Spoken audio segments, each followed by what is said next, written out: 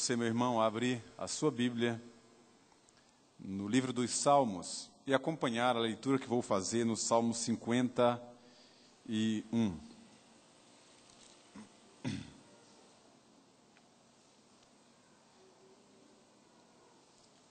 Salmo 51.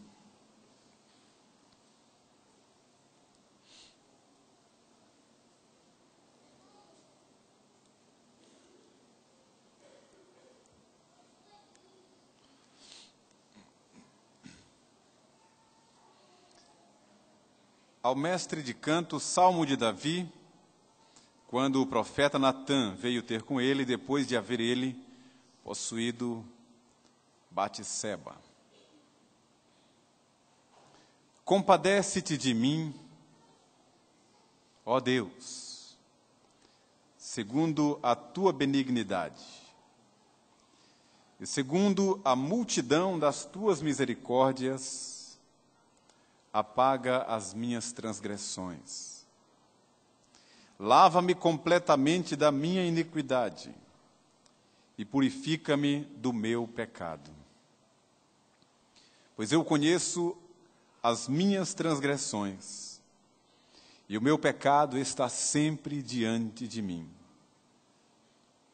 Pequei contra ti somente, e fiz o que é mal perante os teus olhos. De maneira que serás tido por justo no teu falar e puro no teu julgar. Eu nasci na iniquidade e em pecado me concebeu minha mãe. Eis que te comprases na verdade e no íntimo, e no recôndito me fazes conhecer a sabedoria. Purifica-me com hisopo, e ficarei limpo. Lava-me e ficarei mais alvo do que a neve. Faze-me ouvir júbilo e alegria, para que exultem os ossos que esmagaste. Esconde o rosto dos meus pecados e apaga todas as minhas iniquidades. Cria em mim, ó Deus, um coração puro e renova dentro de mim um espírito inabalável. Não me repulses da tua presença, nem me retires o teu Espírito Santo. Restitui-me a alegria da tua salvação e sustenta-me com um espírito voluntário. Então ensinarei aos transgressores os teus caminhos, e os pecadores se converterão a ti. Livra-me dos crimes de sangue, ó Deus, Deus da minha salvação, e a minha língua exaltará a tua justiça. Abre, Senhor, os meus lábios, e a minha boca manifestará os teus louvores. Pois não te comprases em sacrifícios, do contrário eu te daria, e não te agradas de holocaustos. Sacrifícios agradáveis a Deus são o espírito quebrantado, coração compungido e contrito, não o desprezarás, ó Deus. Faze bem a Sião, segundo a tua bondade, a tua vontade. Edifica os muros de Jerusalém. Então te agradarás dos sacrifícios de justiça, dos holocaustos e das ofertas queimadas. E sobre o teu altar se oferecerão novilhos. Que a bondade de Deus seja conosco nesta noite. Amém.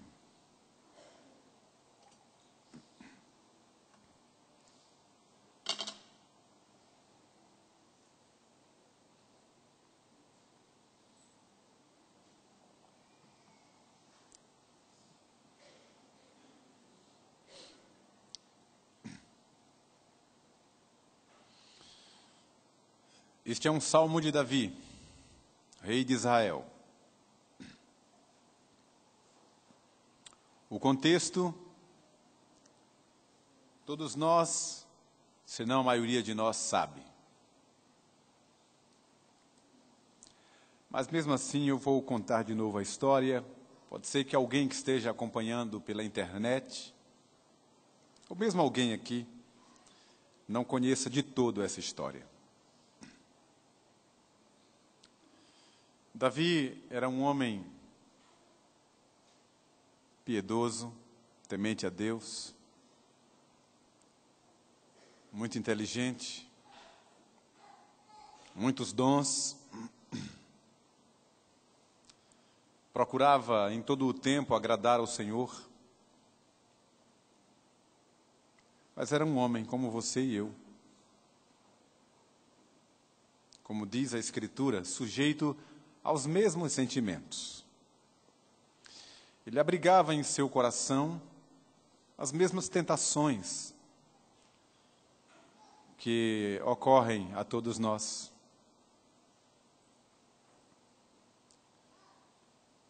E num certo dia, era uma tarde, Davi estava no palácio, sozinho. Depois do almoço, tirou uma soneca. Depois se levantou, foi até o terraço, dar uma espreguiçada boa. E ele viu, a distância razoável, uma mulher tomando banho com as escravas no auxílio daquele banho. E era muito formosa. É uma maneira bíblica de dizer outra coisa. E Davi desejou aquela mulher. E com a autoridade, a ascendência, a liberdade do posto que ocupava, mandou buscar aquela mulher. Ele se deitou com ela. Depois de satisfeito, mandou-a de volta para casa. Passados alguns dias, aquela mulher mandou um recado ao rei dizendo que estava grávida. Aquela mulher se chamava Batseba e era a esposa de um dos 30 heróis de Israel. Dentre os vários príncipes, os muitos príncipes, 30 haviam sido escolhidos como os principais homens do rei. E um desses 30 heróis era o marido de Batseba, que se chamava Urias. E ele estava na guerra. Esses 30 homens ocupavam lugares estratégicos, não iam para o fronte da batalha. Ficavam em posições estratégicas, administrando o conflito. E Urias estava lá. Quando Davi ficou sabendo que Batseba estava grávida, ele começou a maquinar, ver de que forma se sairia daquela situação embaraçosa e evitar um grande escândalo. E ele teve a ideia de mandar trazer da batalha Urias, para que ele tivesse uma folga. Durante essa folga, fosse para casa, estaria com a sua mulher, depois voltaria para a batalha, mas aquela estada em casa justificaria para os demais a gravidez daquela mulher. Mas Deus estava no negócio. E quando Urias voltou da batalha, teve um senso de patriotismo, um senso ético, um respeito para com os demais que tinham ficado na guerra, e não quis ir para casa, ficou no palácio, não foi para casa. Frustrou aquela ideia aparentemente maravilhosa que Davi tinha tido. Quando Davi ficou sabendo que Urias não tinha ido para casa, ele forçou a barra, deu de beber a Urias, e depois mandou que ele fosse para casa, ordenou que ele fosse para casa. Nem assim Urias foi. E então Davi escreveu uma carta, seu próprio punho, dando ordens a Abner, que era o comandante do seu exército, com as palavras: Abner, ponha Urias na frente da batalha para que morra.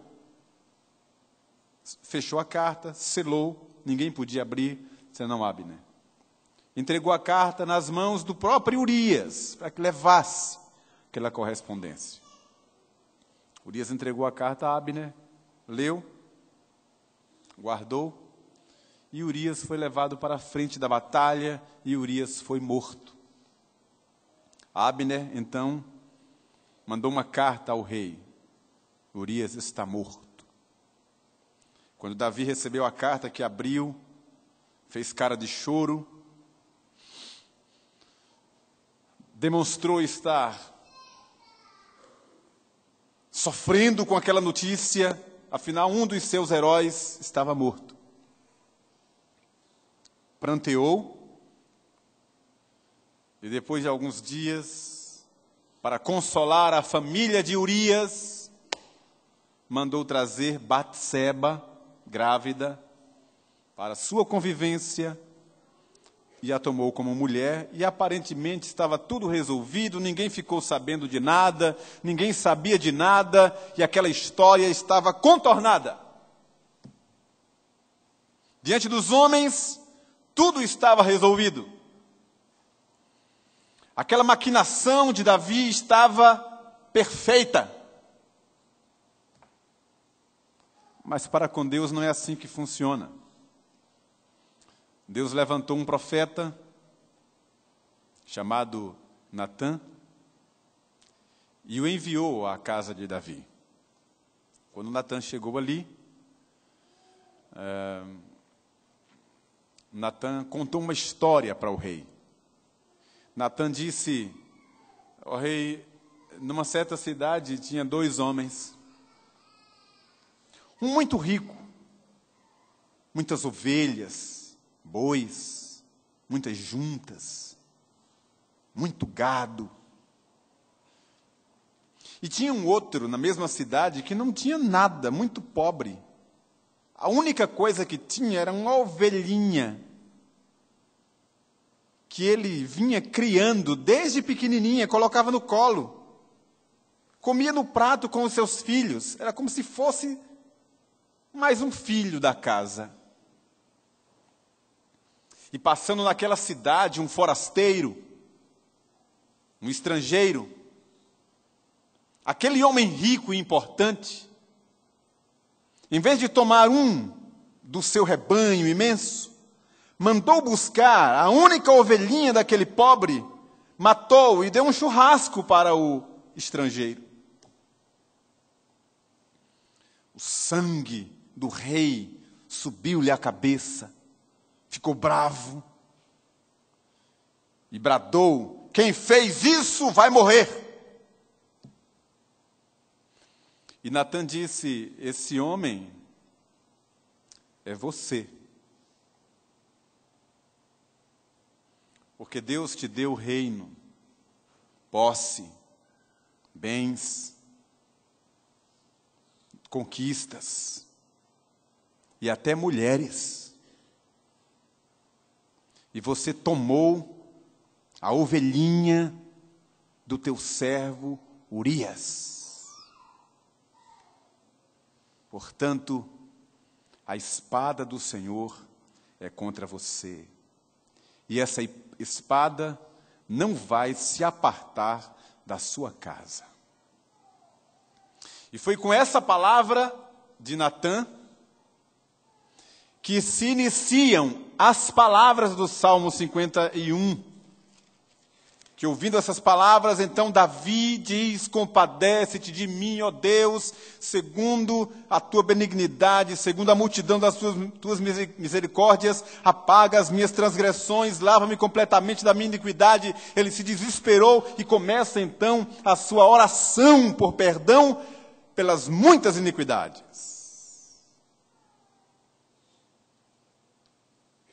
E realmente, Deus o perdoou, porque Deus é rico em misericórdia. Mas como Deus tinha dito, a espada não mais se apartou da casa de Davi. Logo em seguida começam as confusões na casa dele. Um filho estupra a irmã. Por causa daquele estupro, o outro irmão, mata o que tinha estuprado sua irmã. Davi persegue aquele filho, que passa a persegui-lo.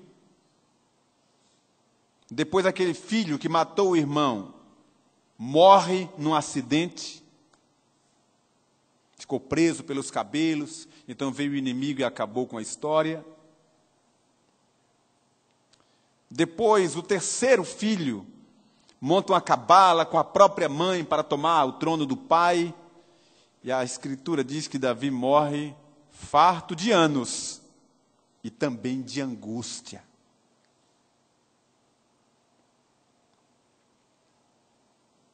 Eu quero repartir com você nesta noite os efeitos de uma vida no pecado. Os efeitos de uma vida no pecado. Queridos,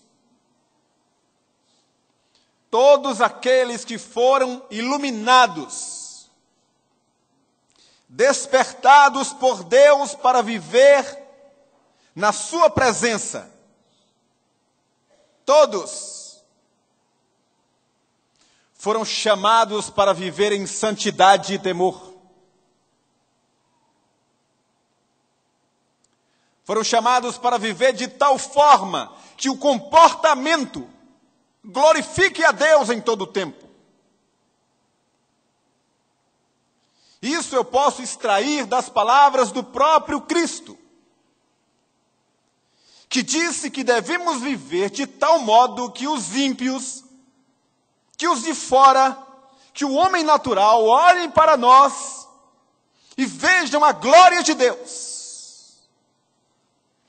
Os demais olhem para nós, para o nosso comportamento e glorifiquem ao nosso Pai que está nos céus.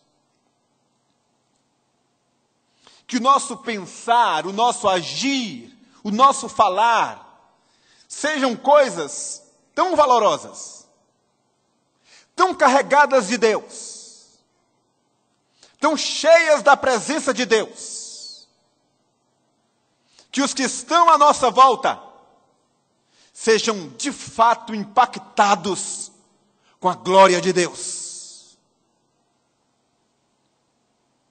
Como disse na semana passada, aonde vai um crente, ali vai a glória de Deus, ali vai a luz, ali vai a palavra de Deus, ali vai um testemunho, ali vai o próprio Deus sendo carregado em vasos de barro.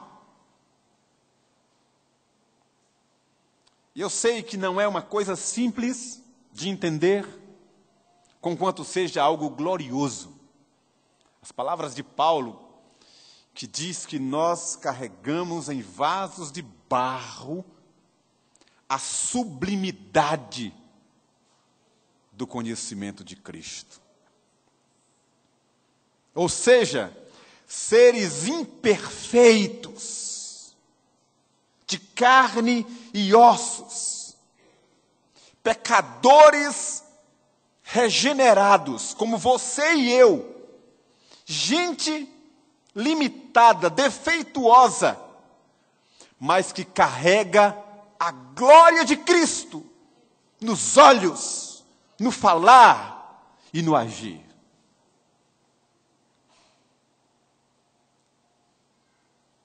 No entanto, quando essa vida, e agora eu generalizo, se deixa vencer pelo pecado, se deixa abater pelo pecado,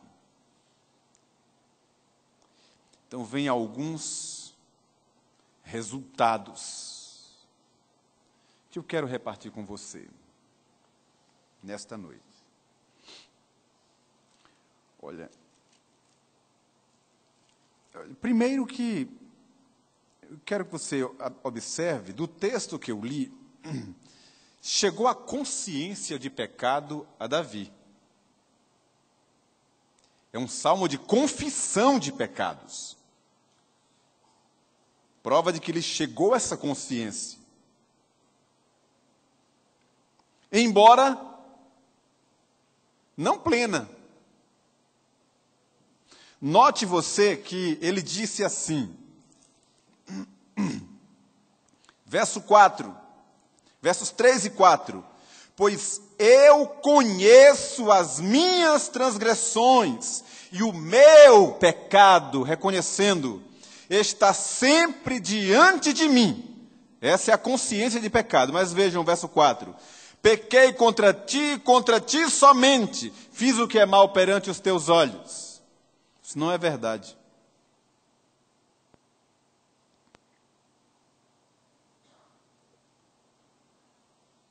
Ele pecou contra os céus, pecou contra o Senhor, mas ele pecou também contra si mesmo. Pecou contra o seu semelhante, pecou contra Israel.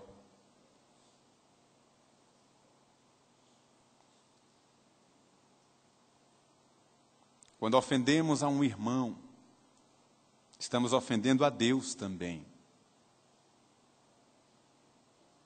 E não somente a Ele, sem olhar a horizontalidade daquele ato. Ele tinha muito o que confessar. Só para você ter uma noção, tem uma passagem na narrativa que está em 2º livro do profeta Samuel, você não vai abrir agora, naturalmente, mas está em 2 Samuel, capítulo 12. 12 em diante. Você vai encontrar assim. É um título em negrito. O conselho de Aitofel. Aí você vai lendo e você vê que Aitofel foi quem deu conselhos a Absalão e orientou Absalão ao que fazer com relação a Davi, seu pai.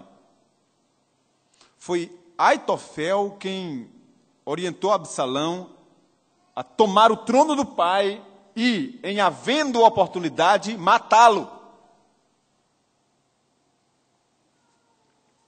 Aí você vai lendo. Sabe quem era Aitofel? 2 coisas. Vou dar 2 elementos para você saber quem era Aitofel. Primeiro, Aitofel era profeta de Deus a Davi. A Bíblia diz que naqueles dias a palavra de Aitofel era a própria palavra de Deus. Aitofel era o conselheiro de Davi. Era o mais chegado. Era o braço direito de Davi. Era com quem Davi se aconselhava. E a palavra de Aitofel era inquestionável. Ele era o braço direito de Davi. Segundo, Aitofel era avô de Batseba. Aí você junta as coisas. Você vê depois Aitofel dando conselhos a Absalão de como maltratar e machucar Davi. Aitofel não tinha perdoado Davi pelo que tinha feito à sua neta. Davi não pecou só contra o Senhor. Davi pecou contra muitos, inclusive contra ele mesmo.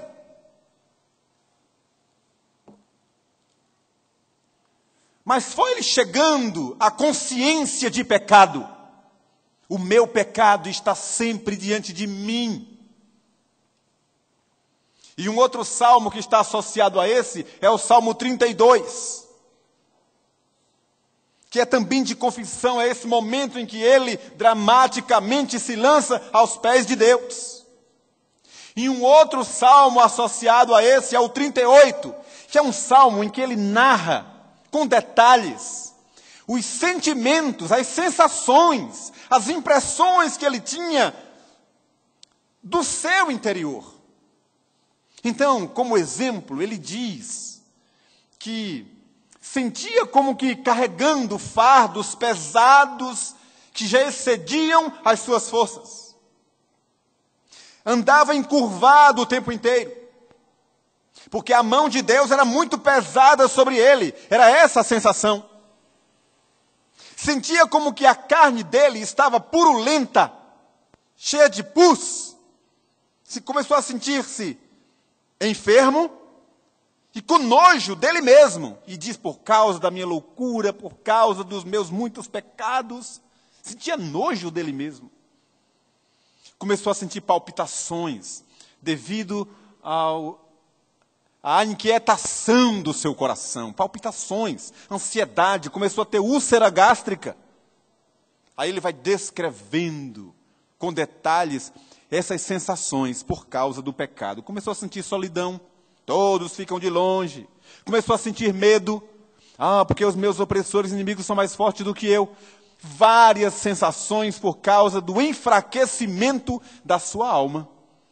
Uma vez que ele mesmo, quando estava na presença de Deus, andando com Deus, vencedor com Deus, ele mesmo, o mesmo Davi, diante dos inimigos, ele dizia: eu passarei pelo meio de um exército.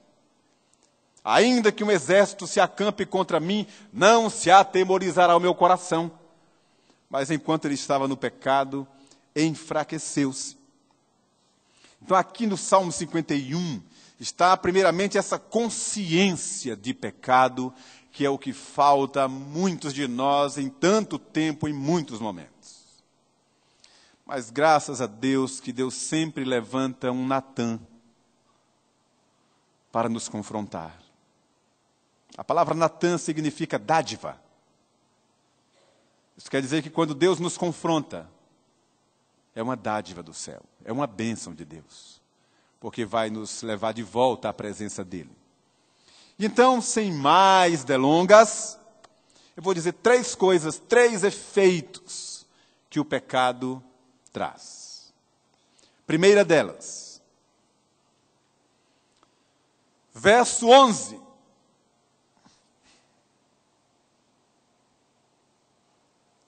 Diz ele: não me repulses da tua presença, nem me retires o teu Espírito Santo.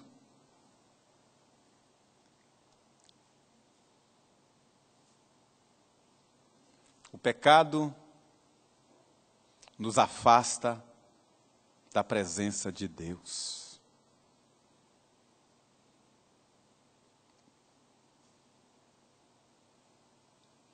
A Escritura diz que na presença de Deus há plenitude de alegria. Que na presença de Deus há impacto, gozo, revelação, virtude, proteção, paz. Coisas maravilhosas que podem ser desfrutadas na presença de Deus. O mesmo Davi, como acabei de dizer, não abra agora, mas está no Salmo 26. Ele descreve ali várias virtudes, vários resultados de se estar na presença de Deus. Quão bom é estar na presença de Deus. E o pecado nos afasta dessa presença.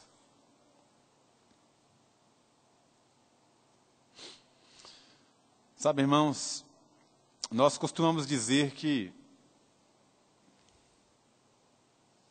o melhor lugar para se estar é no centro da vontade de Deus e em sua presença.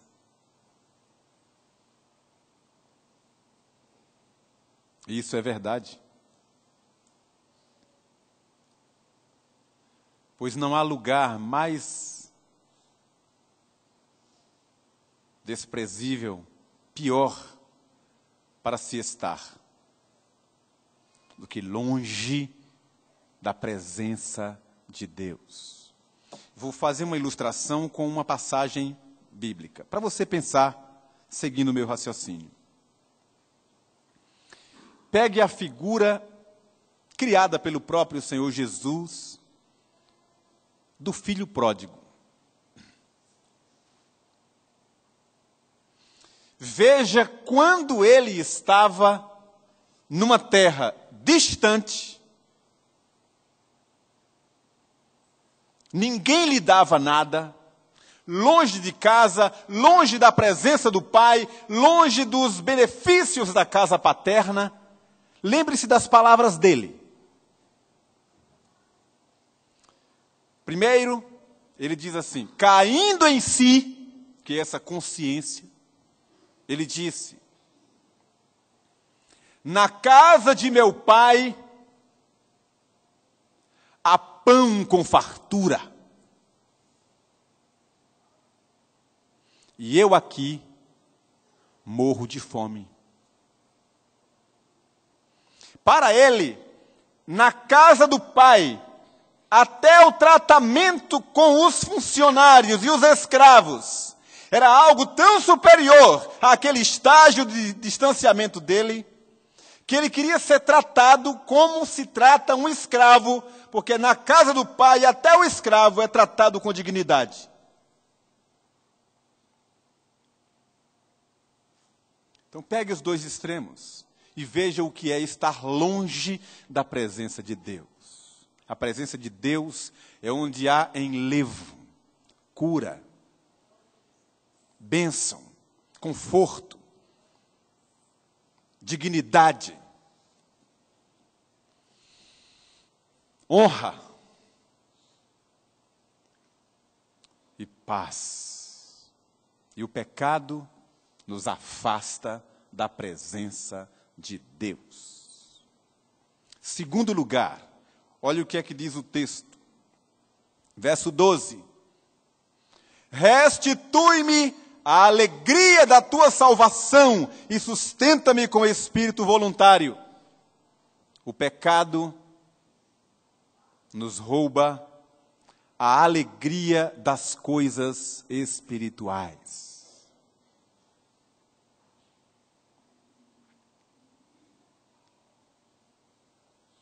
Ficamos dependentes das alegrias que o mundo promove. E vamos agindo como homens naturais, como seres não convertidos, dependentes de alegrias circunstanciais. Quando aquele que está na presença de Deus, mesmo passando pela luta, pela prova, pela situação adversa, ele mantém a sua alegria, porque a alegria do Senhor não vem da circunstância. A alegria do Senhor é obra do Espírito. É um gozo diferente, é uma ação diferente, em que mesmo na luta, na adversidade, na pressão, há uma alegria incontida. Os exemplos bíblicos são diversos. Chegando ao extremo de ser dito na Escritura que na presença de Deus, até a tristeza salta de alegria. A gente não sabe o que é isso. É uma expressão para dizer que na presença de Deus é possível a gente, em lágrimas, adorar e se alegrar no Senhor.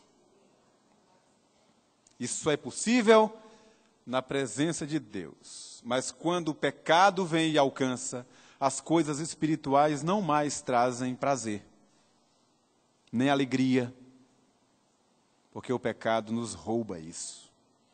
E é o que o salmista está pedindo, ó Deus, restitui-me alegria daquelas coisas tão lindas, tão belas.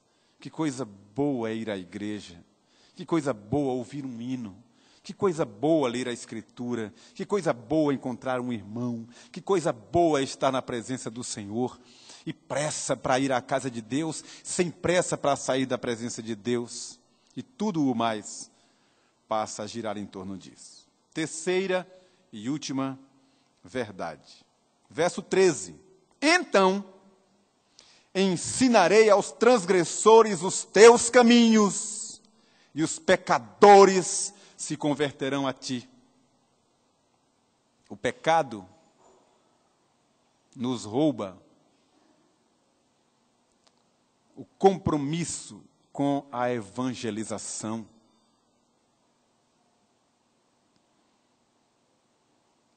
Quem está vencido pelo pecado, enganchado pelo pecado, amarrado pelas coisas desse mundo, distante de Deus, nem se lembra que as pessoas que passam à sua volta sem Deus estão indo para o inferno. Não estão nem aí para elas. Nem aí para elas.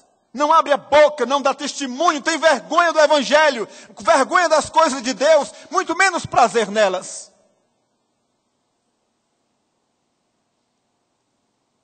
E eu posso dar um exemplo pontual. Pegue o exemplo de um novo convertido, cujo coração está inflamado, visitado pelas coisas de Deus, renovado pelo Espírito Santo, cheio do Espírito Santo. Em primeiro lugar, está na presença de Deus, sente-se na presença de Deus, feliz com as coisas de Deus, e não se contém. O novo convertido é aquele que quer saber o que é que ele faz para falar de Jesus às pessoas. Fica, às vezes, na sua inocência, às vezes até envergonhando os mais velhos, achando que por não ter uma palavra como daquele presbítero, como daquele pastor, como daquele líder, uma palavra fácil, acha que não tem o que dizer, não sabe como dizer, mas quer dizer. Quer falar de Jesus, quer fazer alguma coisa, quer levar essa mensagem adiante. E aí enche a bolsa, ou enche o bolso de folhetos e distribui.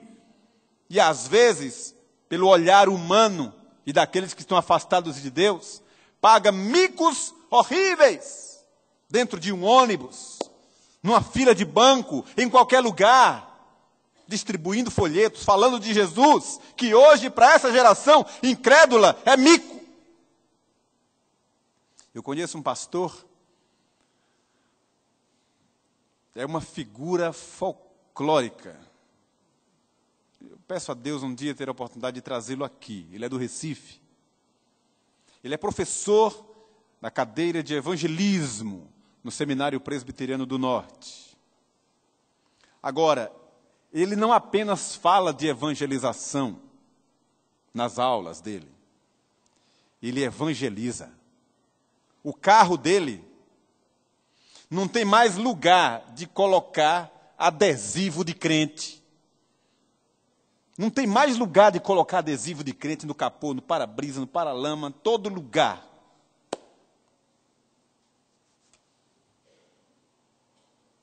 E um dia, ele estava dentro de um ônibus coletivo, evangelizando as pessoas, falando de Jesus para as pessoas. E no mesmo ônibus ia um outro colega, que é também professor da cadeira de teologia sistemática, um teórico. E enquanto o ônibus ia, não sei qual era a direção, esse pastor evangelista se levantou, pediu a palavra, saiu evangelizando, entregando folhetos, falando de Jesus. E aquele outro professor de cabeça baixa, com vergonha. E ele falando de Jesus. E para terminar a mensagem dele, porque estavam chegando próximos ao destino, aí esse pastor disse assim: e olha, se você quiser depois uma oração, uma palavra bíblica, nós temos ali um colega que está sentado ali, pode procurá-lo, que ele vai dar uma orientação para você. E esse pastor evangelista, ele vai sozinho, pega uma faixa onde os carros param no semáforo, abre a faixa, Jesus está voltando!